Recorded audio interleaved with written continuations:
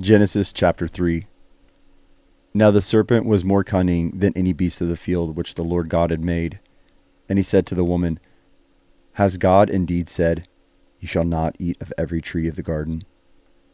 And the woman said to the serpent, We may eat the fruit of the trees of the garden, but of the fruit of the tree which is in the midst of the garden, God has said, You shall not eat it, nor shall you touch it, lest you die.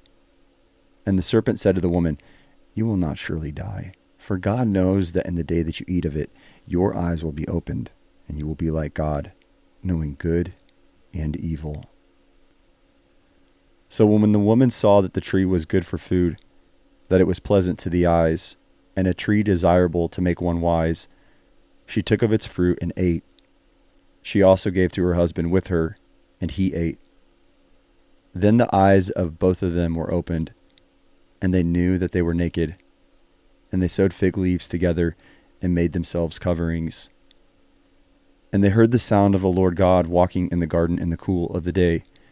And Adam and his wife hid themselves from the presence of the Lord among the trees of the garden. Then the Lord God called to Adam and said to him, Where are you? So he said, I heard your voice in the garden, and I was afraid, because I was naked, and I hid myself. And he said, Who told you that you were naked?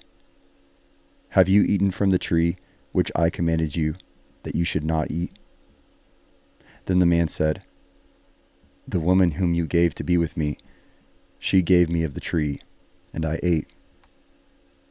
And the Lord God said to the woman, What is this you have done? And the woman said, The serpent deceived me, and I ate. So the Lord God said to the serpent, Because you have done this, you are cursed more than all the cattle, and more than every beast of the field. On your belly you shall go, and you shall eat dust all the days of your life. And I will put enmity between you and the woman, and between your seed and her seed. He shall bruise your head, and you shall bruise his heel. To the woman he said, I will greatly multiply your sorrow and your conception. In pain you shall bring forth children. Your desire shall be for your husband, and he shall rule over you. Then to Adam he said, Because you have heeded the voice of your wife, and you have eaten from the tree of which I commanded you, saying, You shall not eat of it. Cursed is the ground for your sake. In toil you shall eat of it all the days of your life. Both thorns and thistles it shall bring forth for you, and you shall eat the herb of the field. In the sweat of your face you shall eat bread, till you return to the ground.